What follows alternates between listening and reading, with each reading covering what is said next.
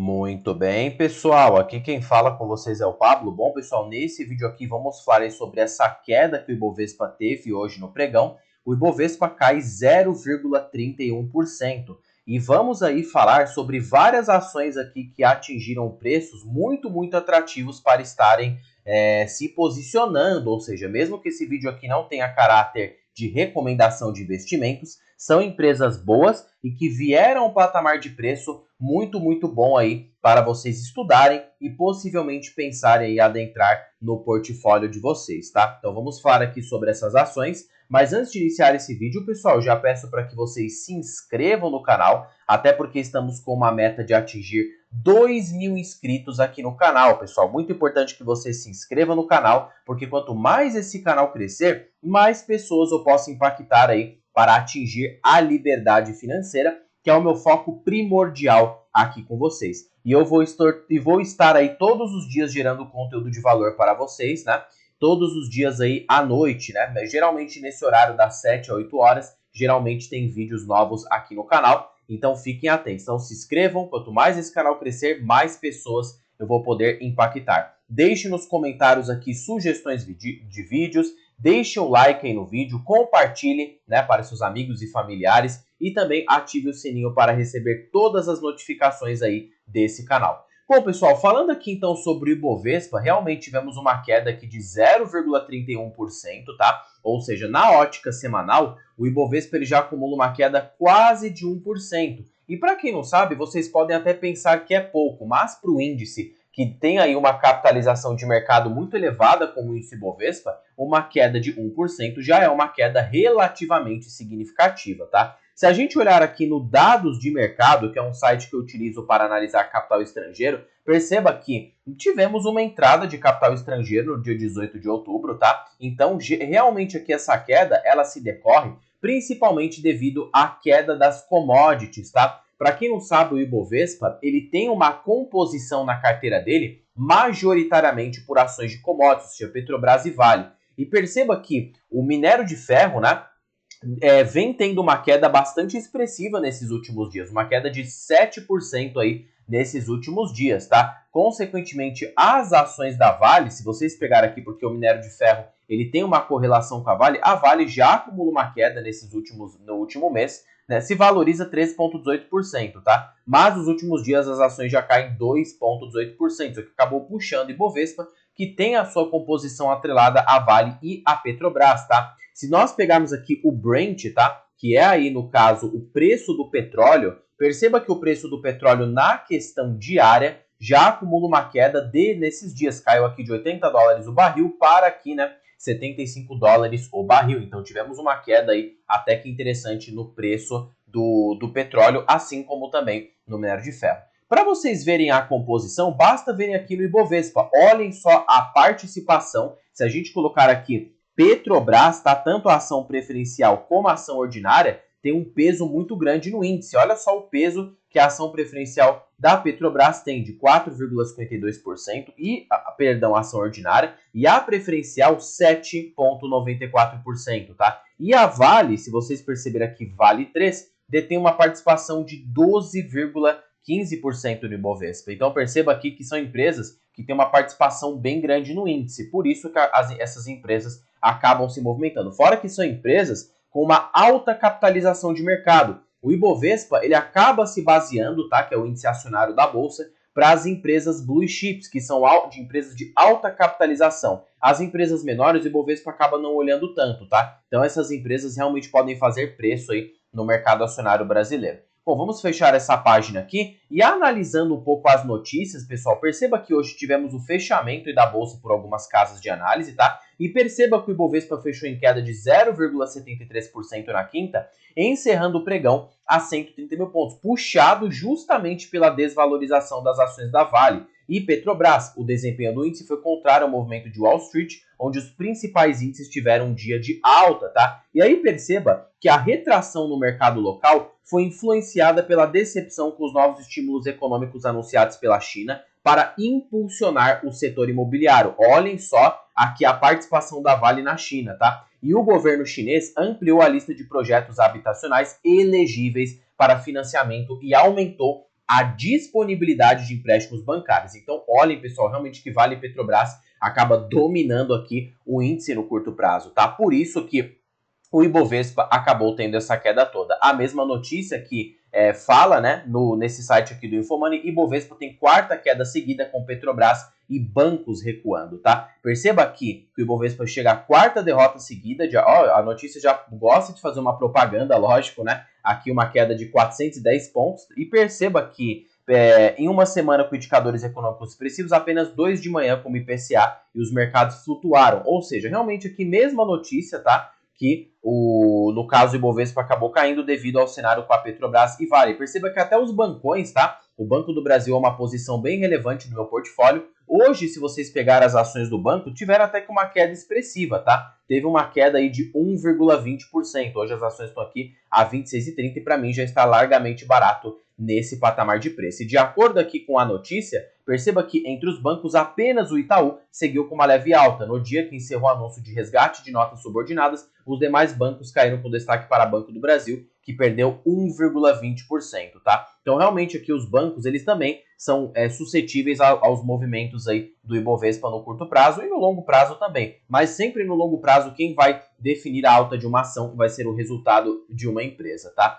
Bom, pessoal, então partindo agora para as ações que eu sigo de olho aqui, tá? Porque tem empresas que eu sigo de olho nos próximos anos para estar adquirindo. E agora vamos discutir aqui a primeira ação que eu enxergo que está bastante barata nesse cenário, é o próprio Banco do Brasil, tá? Que negocia com múltiplos bem abaixo da sua média histórica hoje. A relação múltiplo PL do banco é de 6,35 e hoje nos últimos 12 meses está em 4,7, com projetado ainda menor que esse. O banco tem pago um provento bem elevado, está abaixo do valor patrimonial, está com margens boas, está com ROI muito bom, por isso que está crescendo a uma taxa de 13% ao ano, que é muito para uma empresa de uma capitalização e porte do Banco do Brasil, tá? Então, por isso que, basicamente, Banco do Brasil é a maior posição da minha carteira hoje de ações, tá? Hoje eu tenho 3.426 ações, e nesse patamar de preço que o banco está, de R$ 26, R$ 27, eu pretendo sim continuar aumentando posição, porque eu enxergo que está com bastante margem de segurança e com bastante potencial aí para os próximos anos, tá? Segunda ação aqui da lista, que eu acho que está barata, mesmo com essa alta de 14,55%, é o Bradesco, tá? O Bradesco, diferentemente do Banco do Brasil, ele está num processo de recuperação após provisões elevadíssimas, alto índice de inadimplência e devido a cenários aí com clientes, que é o caso recentes das lojas americanas. E pelo Bradesco ter uma receita muito atrelada ao varejo, tá? E acaba tendo um alto índice de inadimplência e acaba se tornando um banco um pouco mais cíclico, tá? Justamente pela sua carteira de crédito ser atrelada para a pessoa física, pequenas e médias empresas e varejo, tá? Então, é aquele banco que acaba sendo varejão e sofre mais num cenário, né, talvez de uma alta taxa de juros e também, mas o principal ponto do Bradesco não foi nem os juros, foi aí devido recentemente a essa questão, né, do crédito, que o banco tem sofrido muito com provisões elevadíssimas, tá? Perceba que a receita do Bradesco hoje em dia, se vocês olharem aqui o gráfico de receita líquida do investidor 10, está aqui atrelado principalmente para seguros e previdência, né, juros similares e outros, mas o Bradesco realmente aqui ele está muito atrelado com uma carteira de crédito para a pessoa física e para aí, no caso, varejo em geral, tá? Por isso que o banco ele acaba sendo um pouco mais cíclico. Portanto, o mercado projeta uma recuperação nos lucros para os próximos trimestres, porque o Bradesco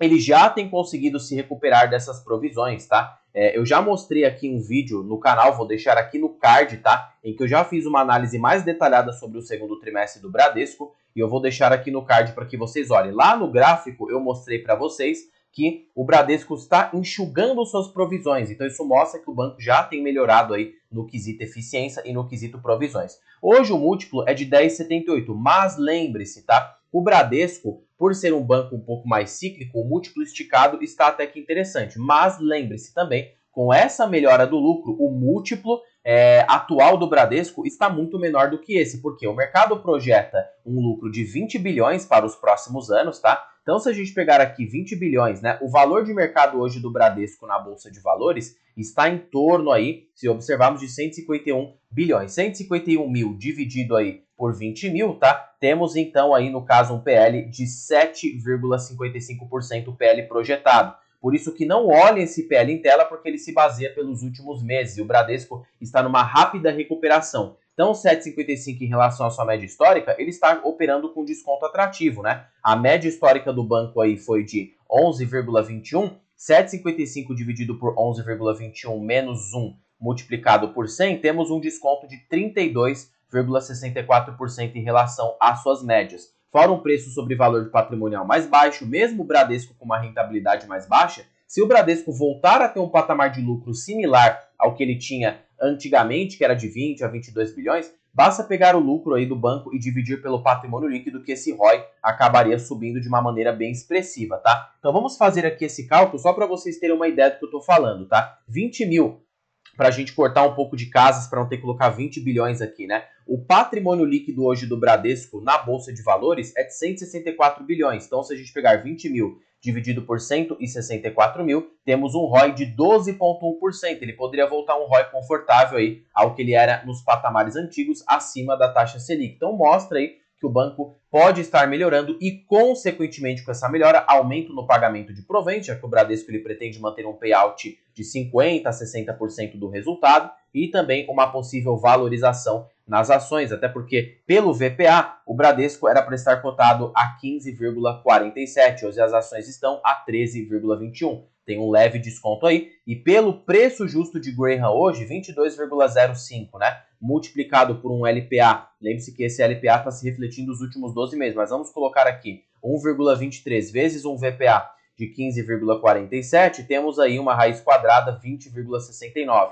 Então, 20,69 dividido, tá, pela cotação que o Bradesco se encontra de 13,24 menos 1 multiplicado por 100, podemos ter um potencial de valorização de 56,27%. Fora o preço teto que está barato, tá? Se o Bradesco ele tiver toda essa melhora no lucro e manter um payout moderado, como está agora, tá? Se nós pegarmos aqui, o Bradesco ele tem pago um payout bem elevado, tá, pessoal? Mas lembre-se que se mesmo com esse payout um pouco mais baixo, se ele pagar um dividendo por ação aí que seja, tá? De basicamente 1,20 a 1,10 por ação com payout um pouco mais baixo, totalmente natural, tá? Podemos perceber aqui, ó, 1,10, tá? Se ele pagar aí 1,10 por ação no cenário mais pessimista, dividido por 7%, temos um preço teto de 15,71, que nos implica uma margem de segurança, né, de basicamente aí 18%. Então o Bradesco ele abaixo dos 13, abaixo ali dos 12,60, para mim já começa a abrir bastante margem e eu até pensaria abrir uma posição aí de Bradesco na minha carteira, tá? Mesmo assim, é um banco um pouco mais cíclico, por isso que eu recomendo que você tome cuidado um pouco mais com o preço, tá? Então abaixo do preço teto e nessas cotações ele pode gerar um provento de 13,24, né? Pode gerar um provento aí de 8,3%, fora essa possibilidade de recuperação. Próxima empresa aqui da lista é a BR Partners, tá? Que é uma empresa que eu acho que está barata, negociando a um múltiplo bem baixo, pagando bom provento. O banco não tem aí a atividade de crédito em seu portfólio, então ele está livre de riscos de inadimplência, tem reportado boas margens, um bom ROI, um bom crescimento aí. Então, outro banco também, só que é um banco de investimentos, tá? Não é um banco múltiplo tradicional e é um banco que tem aí crescido muito, tá, pessoal? Realmente muito mesmo, fora que é uma microcap que tem um potencial de crescimento mais elevado, tá? E aí, perceba que realmente o banco está reportando um múltiplo abaixo da sua média histórica de 8,63 vezes e tem um potencial aí também para os próximos anos, tá? Já fiz vídeos mais detalhados aqui sobre a BR Partners. Outra empresa aqui, Banco Paine, tá? E hoje teve mais uma queda aí na Bolsa de Valores, acompanhando essa queda generalizada no Ibovespa, porque as small caps, elas tendem a cair mais com a queda do Ibovespa, tá? Porque elas são mais sensíveis às negociações diárias do índice Ibovespa. As large caps, elas caem menos, enquanto as small caps, elas costumam cair mais porque elas têm menos liquidez, né? São mais facilmente manipuladas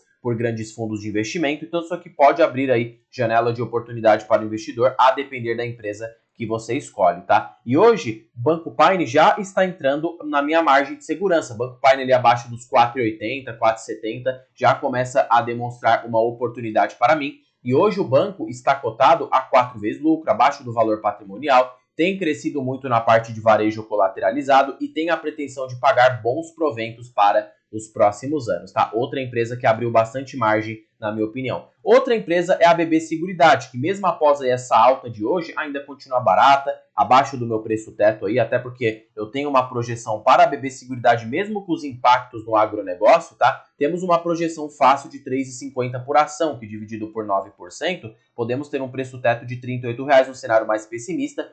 E no cenário mais otimista, se ela pagar ali R$ 3,80 dividido por 9%, temos um teto de 42,22, que dividido por este preço atual, temos uma margem de segurança de 22%, tá? É uma empresa que já paga proventos, está abaixo do seu múltiplo médio histórico, tá? BB Seguridade está negociando ao múltiplo ainda inferior do ano de 2022, fora, olha só essa disparidade aqui em termos de PL, tá, pessoal? Então, o ROI também bem elevado, tem abordado o crescimento, por isso que é uma empresa também que eu sigo no radar e com certeza colocaria na carteira nesse patamar de preço, tá? Outra empresa, Sanepar, aquele caso que eu expliquei para vocês, a ação está extremamente descontada, com a possível indenização de 4 bilhões da União, que representa 40% do valor de mercado e gerar um provento extraordinário para o acionista. É uma empresa que, mesmo sem a indenização, já negocia múltiplos baixos na Bolsa de Valores, abaixo da sua média histórica, preço sobre valor patrimonial abaixo da sua média histórica, VPA da ação 6,74, crescimento, ROI muito bom e está no setor bastante defensivo. E se a empresa receber essa indenização,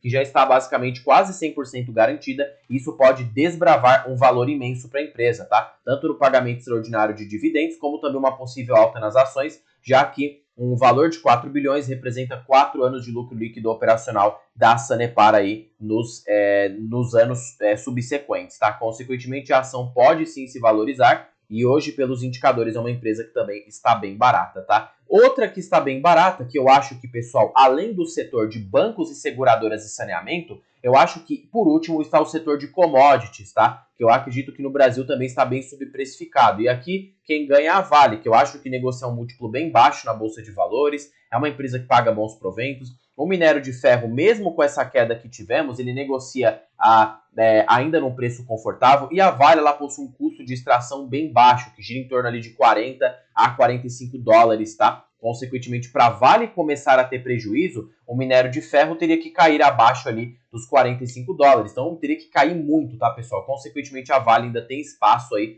para continuar reportando bons resultados, mesmo com uma queda do minério, e é uma empresa que está barata, ao meu ver, com custo de extração baixo, possível crescimento, mesmo com a concorrência que a empresa tem enfrentado mais acirrada com a Rio Tinto, né, e outras empresas, né, consequentemente a empresa ainda está reportando excelentes resultados e pagando bons proventos. Mas aqui o risco é um pouco maior, por isso que eu teria mais cautela e não colocaria ela como uma posição muito grande do meu portfólio, até porque, pessoal, se o cenário do minério de ferro, ela fica, infelizmente, muito dependente a cenários externos, né? Demanda na China, mercado aquecido, e eu não fico suscetíveis a esses cenários, porque nada garante que a Vale e o preço do minério de ferro vai se valorizar. Consequentemente, mesmo que a Vale tenha tido recorde de produção, o VPA da ação está em 45,26. Se o minério de ferro continuar afundando e a empresa entrar num ciclo de queda, os especuladores podem buscar aqui esse alvo, tá? De 45,26 e a ação acabar desabando pelo menos mais uns 15 a 20%. Então, por isso que basicamente eu fico de fora hoje de Vale, justamente por um risco um pouco maior, mas, portanto, posso estar errado e a empresa acabar surpreendendo para os próximos anos, que eu acho que a probabilidade é que a Vale gere valor no longo prazo muito mais do que acabe gerando prejuízo, tá? É uma empresa boa, tem bons resultados, portanto, eu teria um gerenciamento de risco nessa empresa. Não faria igual fiz com o Banco do Brasil, que é uma posição muito aí relevante, porque o Banco do Brasil é uma ação consolidada. Para ele dar errado, só se eu pagar um preço ali bem alto, tá? Coisa que não é o que está acontecendo com o banco, ele está bem barato. Agora, imagina só, eu tendo todo o meu patrimônio atrelado na Vale, eu não iria correr e pode dar certo? Pode, eu ganhar muito dinheiro? Pode, mas e se der errado, né? E se eu comprar num preço ruim e a empresa entrar num ciclo de queda no minério de ferro, além de eu ter esse dano na cotação, eu não teria os proventos alimentando a minha carteira para que eu consiga reinvestir. E aí, pessoal, realmente a frustração psicológica é realmente grande, tá? Por isso que cautela com ações de commodities, coloque sim na sua carteira, não estou falando para você não ter commodity, mas com cuidado, com uma porcentagem menor,